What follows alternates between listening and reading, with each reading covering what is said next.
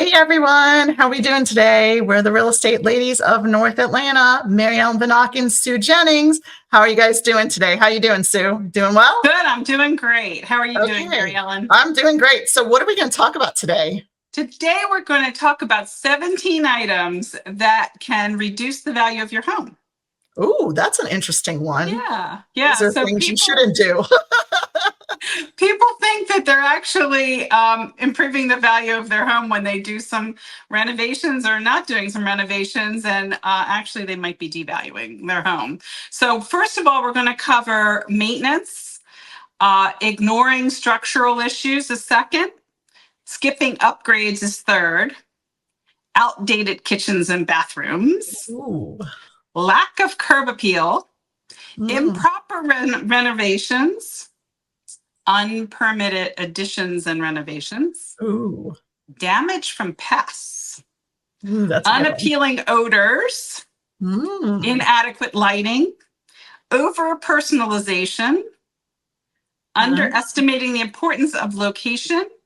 Over improvement for a neighborhood. Environmental hazards, storage space, heating and cooling systems, and cleanliness.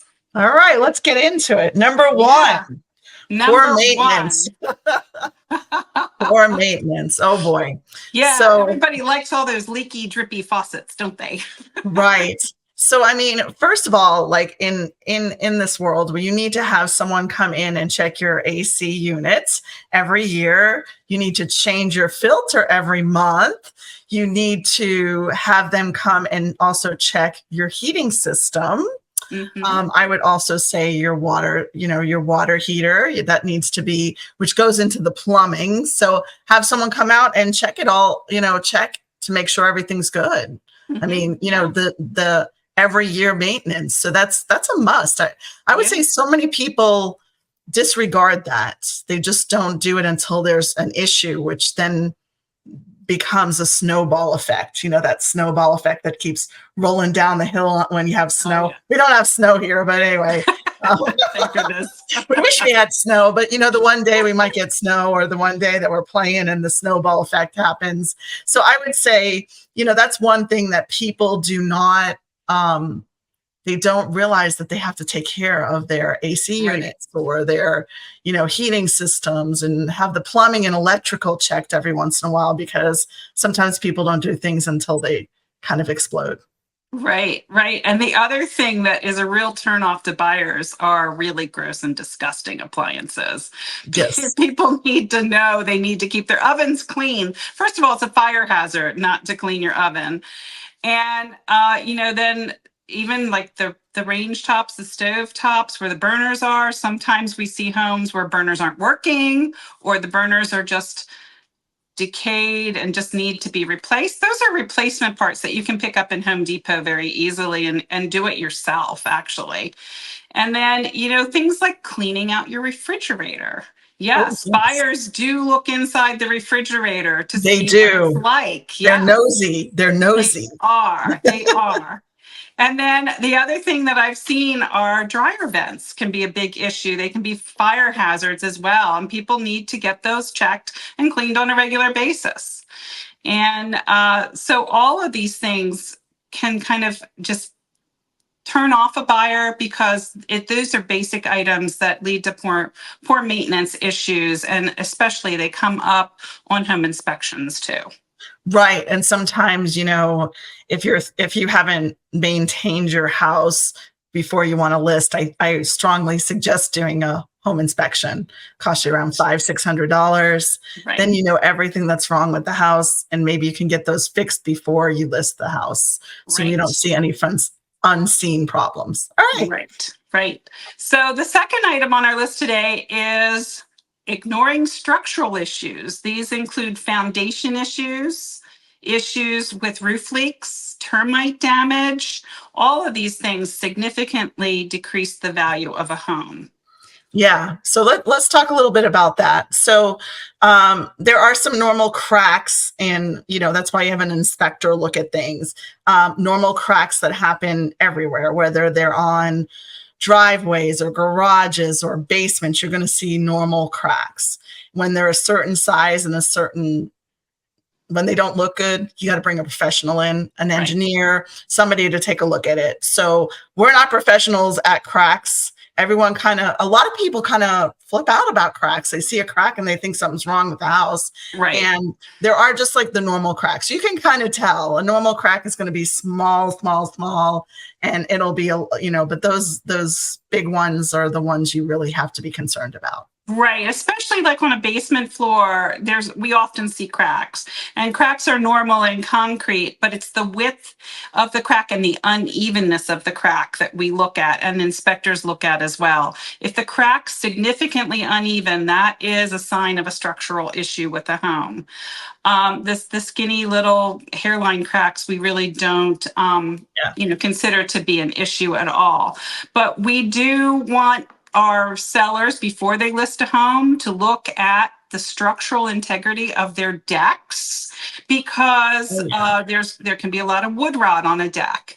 And if a deck has not been maintained or repaired over the life of the home, and maybe it's original to the deck, that can be a hazard to people looking at your home. And of course, we want everybody to be safe when they're looking at your home, because you're not going to be there.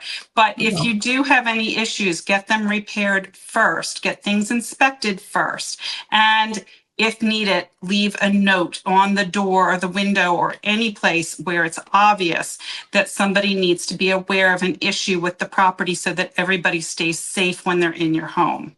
Yeah, and just to piggyback on that, like, people don't realize that when you buy a house and you have a wood deck, you have to maintain it. It just doesn't sit there. You have to stain it, and especially with the hot heat here in the Atlanta area, the wood and stuff rots so much easier. And we have a lot of trees that put a lot of, mold and so forth onto the wood, algae. Just pollen alone can make the wood really coated with a slippery surface and so forth. Yeah. Okay. And then, like, roofing, you just have to look at different structures of the roof and make sure there's no leaks and that kind of stuff. So I would just say that. And then, we'll get into termites in one of our later little conversations, but that is one way. But just to piggyback off of what you were saying about roofs, cleaning your gutters is a great way to maintain your roof and keep the integrity of the roof, because water's not going to back up. And if your gutters are clear and the water can run off, that's one way of saving your roof and extending the life of your roof as well. Plus, it just looks better. And, there are roofs out there that, are algae resistant and so forth. If you have a home with a lot of trees around it, that might be something you might want to consider when you put a new roof on your home, is to look for a shingle that's got the 3M coating on it, so that it, resists the streaking, the black streaks that make a roof ugly. And also gutter guards. I mean, people don't realize that, you should put those gutter guards up, because that also helps in with the roof too. So I think we kind of nailed that. Right. I have one more thing to add, though, Mary Ellen. Okay. What are we going to add? Through a house, and as you went from the hallway into like the bedroom on the second floor, the floor kind of took a little bit of a dip, like a wavy floor where you felt like you were running uphill on one end of the room and downhill at the other end of the room. Those are perhaps potential structural issues inside the home that maybe you're not seeing with a crack in the wall or anything like that, because it's hidden underneath the wall-to-wall carpet. Those are the types of things that buyers do notice when they walk across your floor. It is the type of thing that a home inspector will notice. You can't just hide it by putting wall-to-wall carpet over it, but you should get that checked out for the structural safety of the home. Yeah, and definitely those squeaky little, when you walk on those hardwood floors and you hear the squeak, and you can see the difference. So a lot of people will look at that. There's a lot of people that are very detailed orientated in our area, so they definitely will take out and say, "Wait, this squeaky floor, we need to do something about it." And sometimes it's an easy fix. So just sometimes the little squeaks can be seasonal, with heating and cooling and humidity and so forth. Things like that dry out when the heat's on, and then when we've got these hot, humid summers, things like that come back as well. Yeah, and that's hardwood floors. So if you have hardwood Mhm. floors, you're definitely going to see them expand and contract depending on the humidity in the house and the heat and the cooling of the house. All right. Well, Right. that was good Yeah. information. So the next item we want to talk about are outdated items in a home where you've skipped the upgrades, you haven't kept up with the times, and you've got this lovely outdated bathroom or kitchen. Yeah. Bathrooms That's and kitchens are key to selling your home, frankly. Yeah, and even if you do have an older kitchen, there are a couple things you can do that you don't have to redo the whole entire kitchen to make Mhm. it look right. So if you Right. have ugly, countertops, you can put in what's trending now, which is quartz or granite, something to that, or like a slate. There's some really cool leathering quartz, and there's some great stuff out there that Mhm. just changing out that would make a huge difference. Changing out Right. knobs would make a huge difference. Right. Painting cabinets can really update them a lot. Just putting, just a nice white or off-white paint color on the cabinets can really hide a lot of the age or the look of the age of the cabinets. And of course, like you mentioned, those knobs are important. Light fixtures in a kitchen or bathroom can also make a difference in the appearance of the kitchen. If you've got something that's just really, not up with the times and doesn't look like it's going to be something that's really attractive to a lot of people, you might want to consider swapping that out. Home Depot and Lowe's have a lot of fixtures that are very inexpensive. Plus, there are online sites where you can buy fixtures inexpensively, even from Wayfair.com and places like that. Yeah, that's definitely just look out, look what's trending in the area, and don't personalize it too much, because then Right. you will have to kind of fix it before you list your house. All right, what's the next one we're going to talk about? Number 5 is curb appeal. So the Oh, lack of curb yeah. appeal can really Mhm. turn somebody off. I can remember years ago, I was looking for a home and I had 10 homes on my list, and we did a drive-by. And I quickly took the one right off the list just because the paint colors were just outrageous. Yeah, So, and curb appeal could be anything from the landscaping, from just the way the house appears. A lot of people don't like, they want side entry garages. So, I mean, you have to look that into effect when you're also looking at a house too, or how many steps up to the front door, or just so many different things about curb appeal. Which where it's on the street, is it the busy part of the street? There's just so many different curb appeals, and everyone, that's one of the things that everyone has their own opinion on.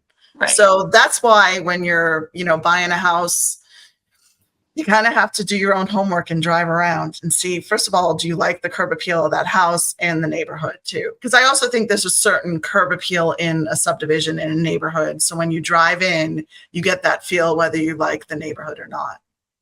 I always have maintained from the time when I was a first time home buyer and dumped every penny out of my pockets to buy my first home, that the least expensive thing you can do to get the best curb appeal is to pull your weeds. If you can cut your grass, edge, and pull those weeds, it's amazing how much better you can make your And property look. fresh mulch. Right. So just a cute example. When I was kids, my parents would say, they would give us a bag, and we had to like fill up a bag of weeds, and we get 25 cents. And it was like, so we'd be out there pulling weeds so we can get, nowadays, I don't know if you can get your kids out there to do the weeds, but I know working, my parents were like, well, if you want to make some extra money, you can pull weeds. So that's always, and Right. as much as it's so weird here. It rains, and then the next minute it's sunny, and then it rains again. It's amazing how many weeds come up, even if you spray them, so, Right. Right. okay. The weeds have a way of growing faster than everything else and surviving when all your flowers somehow have tried to die. Yes, But exactly.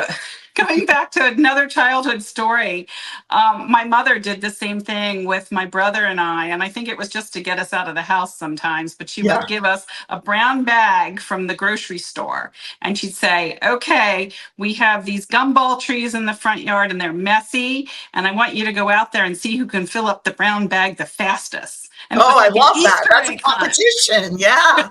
A competition. I love that. And then just like easy things, just putting pots of plants on by your front door, making your front door look good. You can always, if you have a solid front door, maybe paint it a different color, just depending on that definitely helps with curb appeal. Right. Absolutely. So the next item I want to cover is improper renovations. Like, we all like to do our DIY projects, but sometimes we don't pull the permits we're supposed to pull. And unqualified individuals can lead to code violations, such as electrical issues, things like that. Those things can be a fire hazard, and they can also decrease the value of your property. Yes, especially if the permit was not pulled. And a lot of people, you're supposed to pull a permit when you're doing the basement, things like that. Also, just something that I is my pet peeve is that on the first floor, you've got like 3 different types of flooring. Just make it one continuity. Like that it's just one of my pet peeves. Like, I don't understand why people will do different flooring in different rooms on the first floor. Make the first floor, consistent. Right. The same thing with window treatments. We don't want to see a different blind color or a different type of curtain on every single window. Plus, when we talked about curb appeal, that's another thing. When people are looking at your home from the curb, make sure those window treatments aren't like crazy colors or crazy styles, that those are not detracting from the appearance of your home. Yeah, I mean, that's why having the wood blinds, I have them all through my house. Mm-hmm. We have them in every single room, whether we need it or not, except for our back area where we have those big ceilings that are 20 feet ceilings, and we have all those windows. Those are the only ones we don't have our wood blinds on, but everything else is consistent. So when you're looking at the house, you actually see all the blinds from the front or the side. Right. So, getting back to our unpermitted additions or renovations, those things can also cause you legal issues, such as if you put up your own fence and you didn't have your property surveyed first, and now your fence is actually sitting on your neighbor's property. Yes. Those things can be a big problem. And people think, oh, well, I don't need to get a survey. I know where the property line is. Well, maybe you actually don't. And we've had multiple homes where we went in and did an inspection and found out the deck was actually sitting on part of the neighbor's property. So you want to make sure that those renovations and additions are always permitted, and that the city knows that you're doing them. I know you're going to say, oh, well, my taxes will go up. No, really, the city does need to know about those and save yourself legal headaches later on. Okay. Well, we got that. Make sure you permit if you need to. Go ahead. Next. The damage from pests. That's one of my favorite. Yeah. So, Mary Ellen, I think you've heard me say this before. There's 2 types of homes in Georgia: those that have termites and those that are going to have termites. Absolutely. So termites are a big issue here in Georgia. They're easy to treat for and prevent your home from having any damage from them. You can get the liquid perimeter treatments. You can also do not monthly, but quarterly bait trap treatments around your property. But it's important that you have your property inspected at least once a year, so that if there is anything that has started, it can be stopped immediately, and the wood rot and so forth related to that, the wood damage, related to that, can be corrected and fixed immediately. Yeah, and that's why holding a termite bond on your property is a must do in this area. I don't understand why people don't do that, because it will only cause problems in the future. Now, the next little part of little pest creatures that we see a lot in Georgia are in attics. We see a lot of things that are kind of like squirrels, but people call them, I don't know, like they think they're rats, but they're squirrels or whatever comes in through, they come in through trees. So a lot of it here is squirrels. I mean, Right. squirrels come in like through, if there's a tree that they hop on a tree to your roof. And if there's an area on your roof that has an opening, they can squeeze in and they kind of hang out in your attic and they have a party. Yeah, and we've had several that have gotten trapped in attics. People didn't know they were there. They've actually died in the attics. And then the whole rodent infestation has to be remediated. That can be a couple $1,000s to have that remediated. And then the other recommendation I have with that is to have, the entrance area or the roof line inspected along the gutters and so forth, so that it can be properly sealed off with, like a steel plate that they can put in there, because the squirrels will just chew through the next hole if you don't take those steps after you've had that problem. And they might chew through some electrical stuff too. You just never know. So there you go. Yeah. There you go. Yeah. The other thing that I've seen and experienced with a home that was for sale is that it was a fairly new home. It was only 2 to 3 years old, but mice had gotten in the exterior HVAC system and had actually chewed through some of the wires. Now, the wires were able to be replaced. It wasn't that the whole system had to be replaced. But yeah, you need to watch for any of those little rodents that could be running around. We have a lot of chipmunks in the area, things like that. Yeah, definitely. So a mouse in the One house and following around. All I keep on thinking is like a little mouse running around looking for cheese. So, Right. So- One of the it's funny, but it's not funny, things that I've seen in a home is woodpecker damage. I was showing a frame home out in Woodstock one time, and I looked up and I was like, what are all these holes in this house? And like, what is this? Are these knot holes in the wood? No, that was woodpecker damage, where the woodpeckers had actually pecked their way through the home. Oh, and carpenter bees, that happens too. Like we've seen that too. So there's just all kinds of things, just be aware when you're walking around your house. If you see any kind of insects, or you can definitely get your house treated for all different kinds of pests. Right. So we can move on from pests. What's the next thing? Unappealing odors can really detract buyers. I have a great story on this one, Mary Ellen. I was with buyers one time, and we were looking at a luxury property. The luxury property was owned by an older couple. It was quite a large home, and it was basically beautifully maintained, except they had used a lot of mothballs in the house. Oh. And the whole house really smelled of mothballs, and the mothball odor had gotten into the drywall. And that can be very difficult to remediate. And I've had, unfortunately, smokers are are hard too. If you're a smoker, you can walk in a house and you have that smell automatically. If you have pets, automatically, cats, dogs, whatever, you have that smell. And the worst is when you go in a house and it's like over smells with candles, and you're like, what are they hiding? So I was in one just recently and I had to leave. My eyes were tearing because they had so much candle smell or whatever it was throughout the house with those plugins or whatever. So sometimes that will deter people because they think that they're covering up some kind of smell in the house too. Right. So just remember that. Right. So it's important for people to remember to clean their wall-to-wall carpeting before they put their home on the market, to make sure that even smells that you've gotten used to because you live in the house, that those smells are cleaned out of the carpets. And if need be, if you're a smoker, maybe wash down some ceilings or wash down some walls, or bring in a company that specializes in, putting those systems in, or temporary systems at least, that can clean the air and get some of those heavy odors out of there.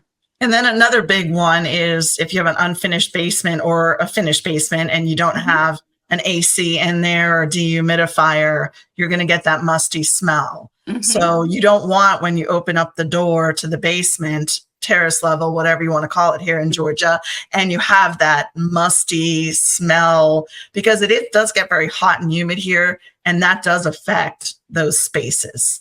Right. So it does. So the next thing I wanted to talk about is item number 10. It's about lighting in your home. Inadequate lighting can make a place look dingy. And it can be very unappealing to a buyer that wants that feeling of a light, bright, clean, open, airy feeling that they're looking for.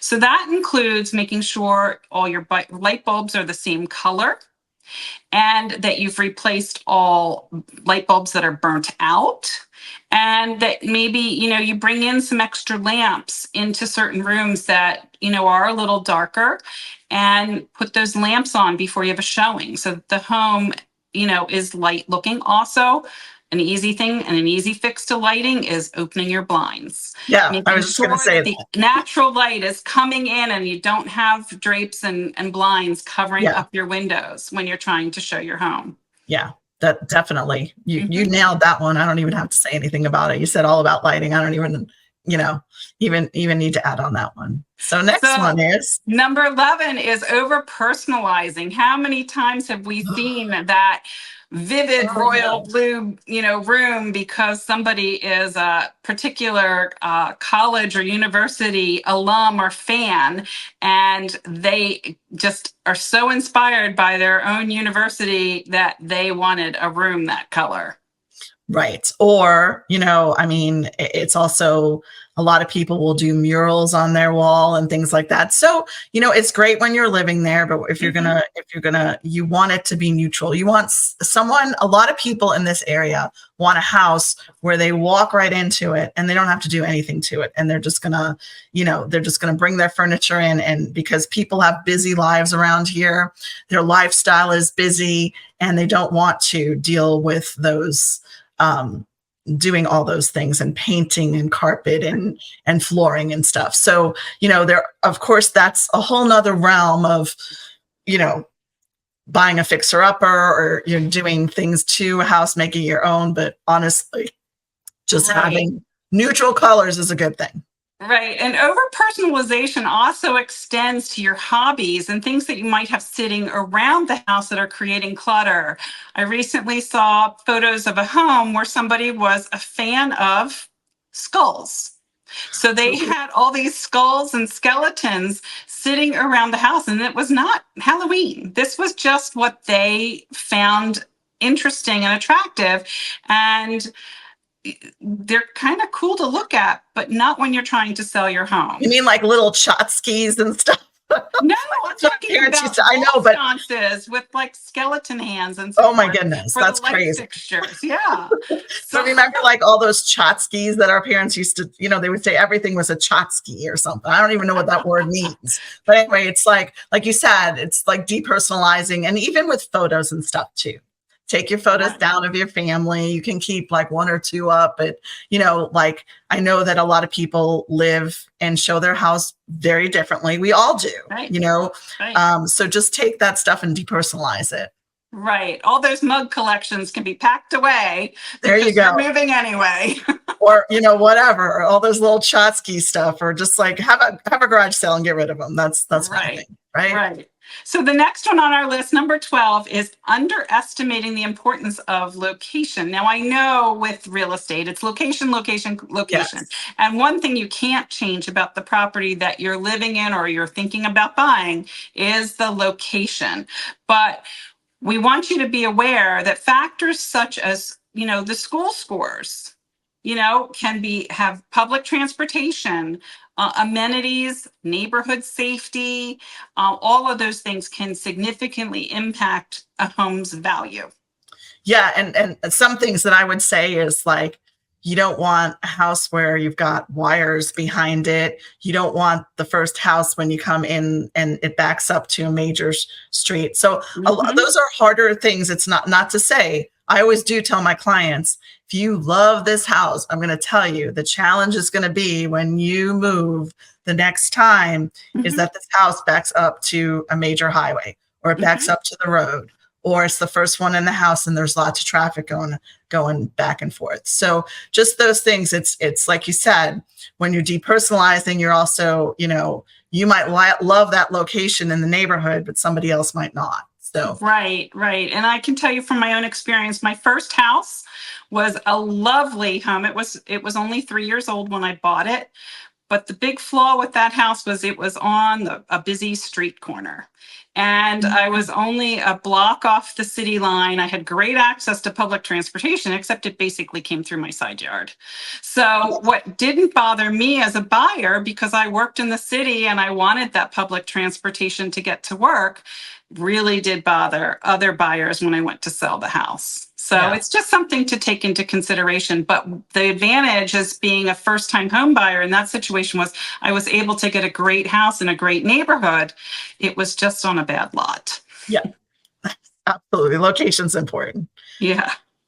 So, also just talking about the importance of the neighborhood and how a neighborhood can really make it easy or difficult to sell your home. I mean, there's some neighborhoods that have great amenities, and even if your lot isn't so great in that neighborhood, you probably will be able to resell your home because they've got a great swim team, they've got great tennis courts, they've got other and the schools are fantastic, and that will bring people in. But if you've got a high school score of 3 on greatschools.org, you might want to reconsider.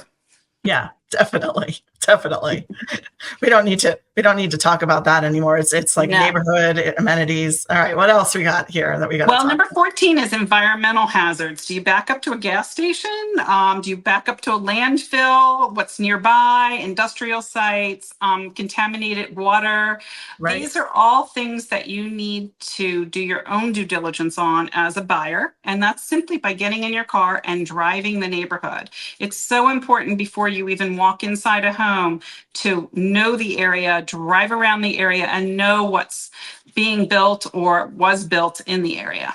And one more thing, Google Earth. Oh my God, Google Mhm. Earth for our out of town buyers and stuff. They're Google Earthing everything around that area to Right, see what's there. Or if they don't right. have anybody boots on the ground, they're doing their research online, which is great. We do have that opportunity to look at things through Google Earth too. Right, right. The next thing I have on my list is buyers love great storage space. They love great closets. And so, what we want you to do if you're thinking about renovations is look at your closet space and think about how you could improve it, whether getting a closet company in to do a custom closet or maybe building in some closets.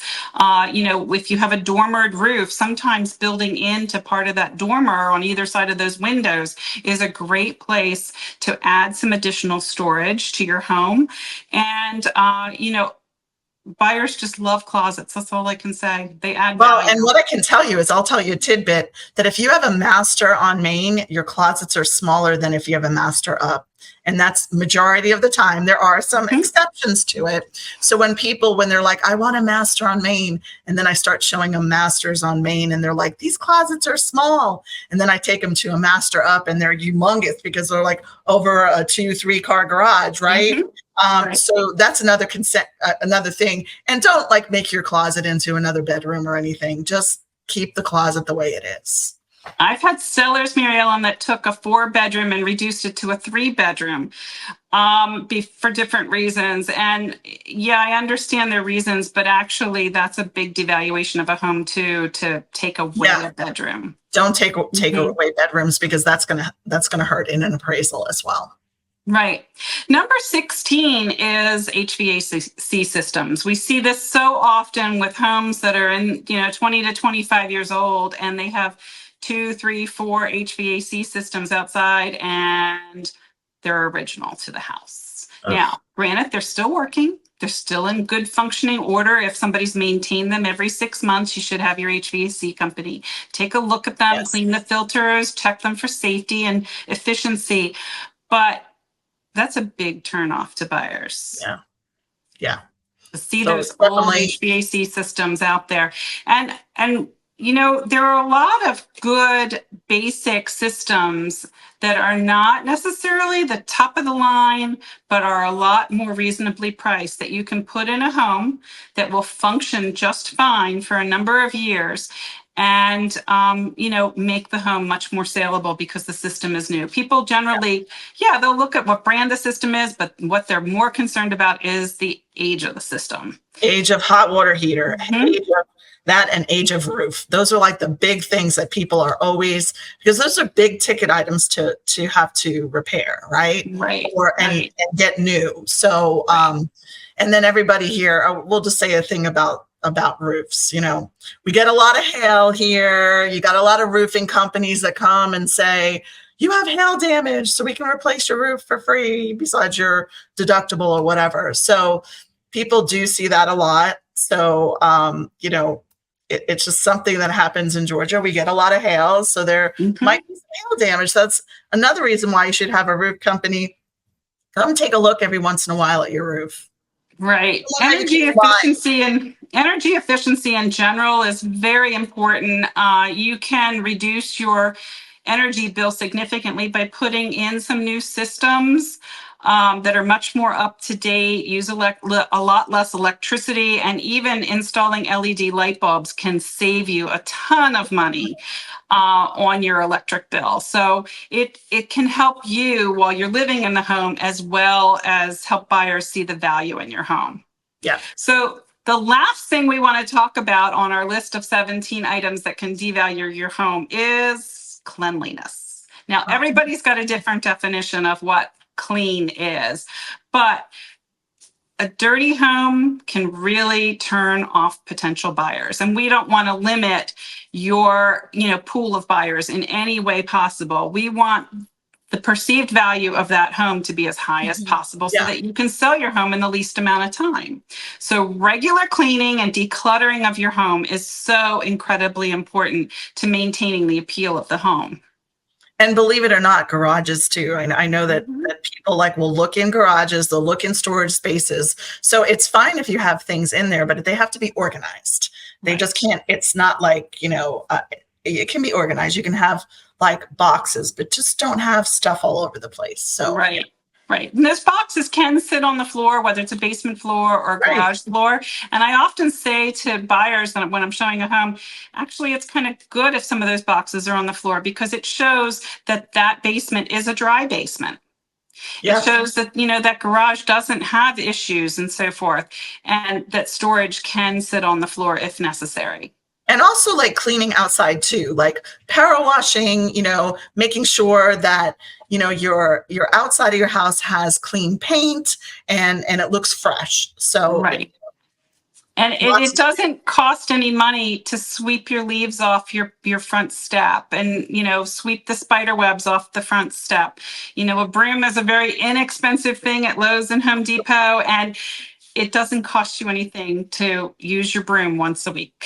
And it's fun doing that, getting those little spider webs away, as long as there's not a big spider there. So right. Anyway, well, thanks for that information. We just talked about 17 different items that devalue your home.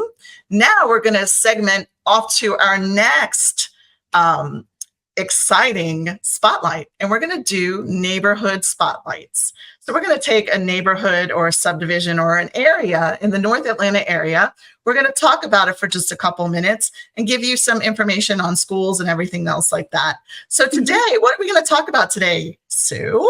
Today, we're going to talk about the Windward community in Alpharetta, Georgia. Okay, and that is such a big community. It is. There are about 2,000 homes in Windward, and these homes surround Lake Windward, which is about a 196-acre lake.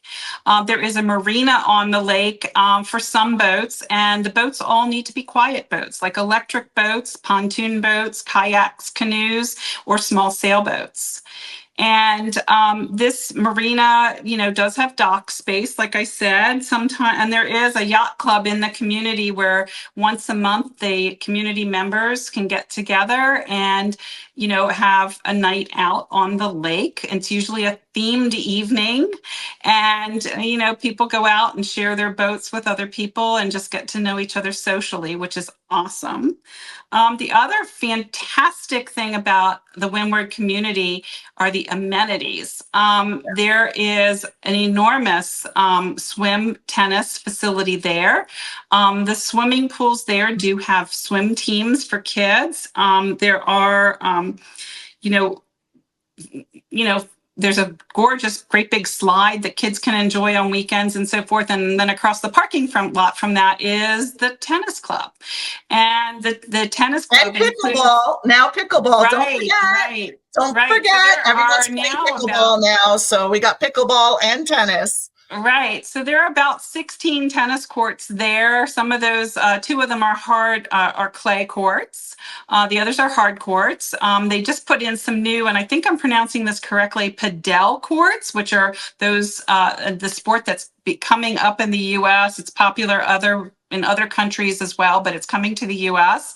And so they have those courts they've just installed. What exactly is that, Sue? I don't know. I haven't seen it played yet, but it's, I think, more of a cross between pickleball and tennis. It's a different paddle that's used, and it's played inside a fenced area. Then we also have in Lake Windward, there are 4 or 6 pickleball courts now. They were just resurfaced, just redone, which is really, really nice. The thing there is there's a junior tennis program for kids of all ages to participate in. You can take private lessons or, group clinics, group lessons. There are Alta and USTA tennis teams for both men and women, teens, and so forth that play out of that club. And you don't have to be a resident to be a member of the Windward Lake Club. So that's a really nice thing as well. As far as amenities in Windward, one of the reasons why we love that community is all the parks in Windward. There are sports parks, there are playgrounds, there are pocket parks. And if you were to walk around the entire lake there's some sidewalks and trails and so forth. It's 6 miles all the way around that lake. Wow. So it's lifestyle. It's really lifestyle. Yeah, because they also incorporate a lot of social events. There are women's clubs, men's clubs, bunco groups, book clubs, things like that meet monthly among the neighbors there. And I think I also might have touched on this, but there's summer camps for kids there. Wow. Yeah, and that's great. And also, like, what's kind of cool about Windward is it has little pockets. So explain like how many little different areas they have, and some are gated and some are not. Some are on the lake, some are not. So let's go into really like maybe price point of homes, where they start and then where they go to all over the place in the different neighborhoods that maybe can. Right. So Windward has somewhere between 43 and 45 subdivisions to it. And the subdivisions all have a little different personality. There are no townhouses in Windward. There are no apartments in Windward. These are all single homes of all different sizes. And the different the different subdivisions within Windward do have different amenities. About 5 or 6 of the communities are gated. Only 2 of those communities have a guard at the gate. But some of the subdivisions have their own pool. One in particular has its own tennis courts, basketball court, a little clubhouse area for where the Girl Scouts and the Boy Scouts can meet, things like that.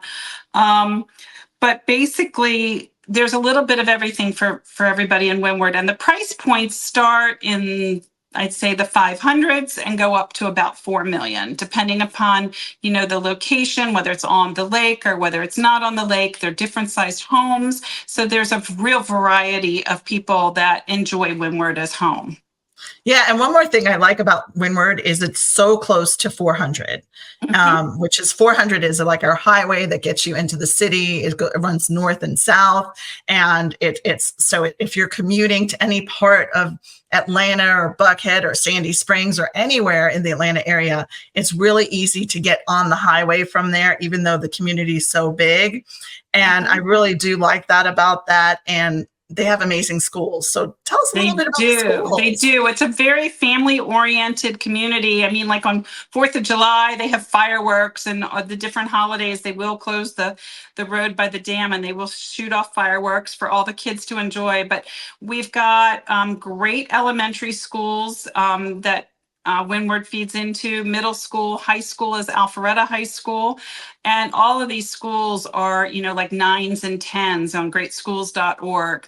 And they do encourage, parent participation in different events. They do offer a lot of different clubs for the students to participate in. There's a vast number of AP classes for the students to take advantage of in the high school. And their buildings are very, very well maintained. And they've done a phenomenal job with the grounds around the buildings and, the sports teams and everything else.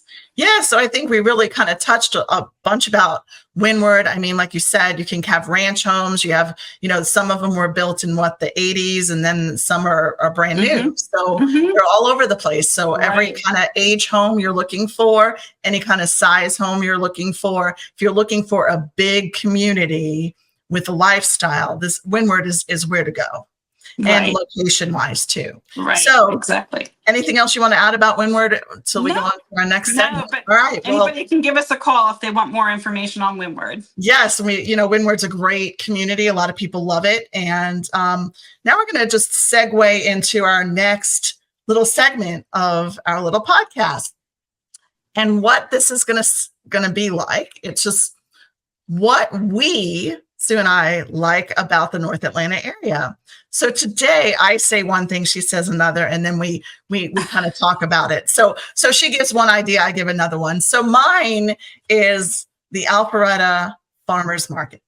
And what's so great about it is that from April to November in downtown Alpharetta on the green, that whole area, they have from 8:30 to 12:30 on Saturdays, they have this farmers market, and it's incredible. You can find flowers, you can find vegetables, fruits. I mean, they have everything that you can imagine there. I mean, so many vendors. I'm just like, it's just the place to be. You want to go there on a Saturday morning. You get to see all your friends there. You get to see that a lot of people bring their dogs on leashes, and there's just there's a great shop there in the farmers market that has stuff for dogs.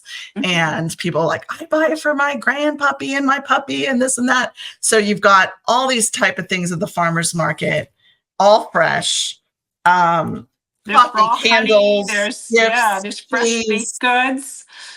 I mean, you name it, they have it there. So, I mean, it's just a great experience that everyone can go to. So it's from April to November, Saturday mornings from 8:30 to 12:30. Anything else you want to add about the farmers market there? I do. I want to tell you what my favorite stand is at the farmers market. Okay, what's your favorite stand? My favorite stand is TBB. They have an old Volkswagen bus, and TBB is Theo Brothers Bakery, and they shortened it to TBB. Say that 10 times fast. They have a restaurant in downtown Alpharetta as well, but their baked goods are amazing, and people will just stand in line up the sidewalk waiting to get to the TBB table to buy their baked goods. And what's so cool about it is the line moves quickly.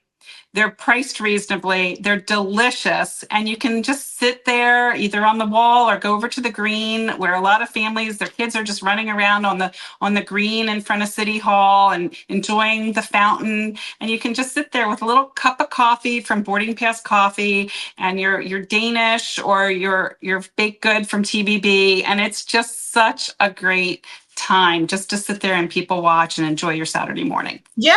And families go down there, sometimes like husbands take the kids and the wife gets a little time off or whatever. They go as families, you go as, there's a lot of single people, young people down there. You got people of all ages down there. And it's just really a lot of fun. The energy down there is incredible. Just the energy. That energy of downtown Alpharetta is something we're going to talk about in another podcast another day. Yes. about living in downtown Alpharetta and just how vibrant that is and what a great lifestyle that is to be able to walk to everything. But Yeah. we'll cover that So, another day. all right. So, Sue, what do you like about North Atlanta today? I Today. I I'm a big fan of Alpharetta, as you know, and I love their Thursday night food truck alley. Yes.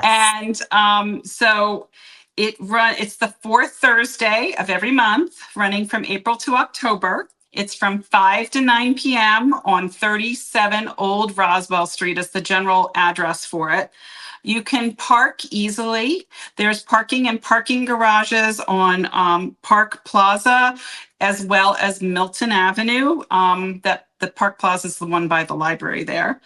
And if you need to have more information on food trucks, you can contact Angie at fabfoodtruck.com.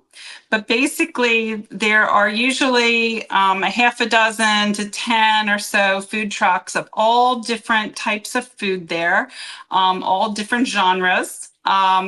One of my favorites is a Cuban food truck that Yeah. has amazing Cuban sandwiches, and they're just delicious. And but usually there's music, live music, and you can Live bring your music own all the folding time. chair and sit and just, eat what you've gotten at your food truck of choice and sit there and chat with friends, make new friends, listen to the music. There's usually somebody with like balloons for kids, or King of Pops is there with great popsicles and desserts for the whole family, really. Yeah, and But what's great about it, they also have all the restaurants around there are open mhm. too, and everyone's just having it's a vibrant, it's everyone's down there, they're having so much fun. That people bring their dogs on, of course, on leashes. We talk about that and bring like water for their dogs and just walk around. It's just a community getting together, and there's just so much energy there, and it's so much fun. And they do have different food trucks each time. It's not Mhm. always the same. Right. So you can go on their website and find out, what's going on that week. There's always people talking about which food trucks are going to be there that specific week. And it's just like a lot of fun. I mean, I love going down there and just walking around and talking to people and just really trying out some new things, right? Things you probably Right. wouldn't try out. So Right. And you can always get more information on the Alpharetta food trucks and the Alpharetta Farmers Market on alpharetta.ga.us or on awesomealpharetta.com. yeah, I think this was a great session here of just giving you some information on everything, and we love our neighborhood spotlights and also what we love about North Atlanta. So thank you so much for listening to us, and we're always here. And one more thing, if you live in the Milton and Alpharetta area, we have a free newsletter that comes out every Thursday with all the events. So just let us know, and you can sign up to get a free newsletter email every Thursday to hear about all the events in the Alpharetta and Milton area. Take care, everybody.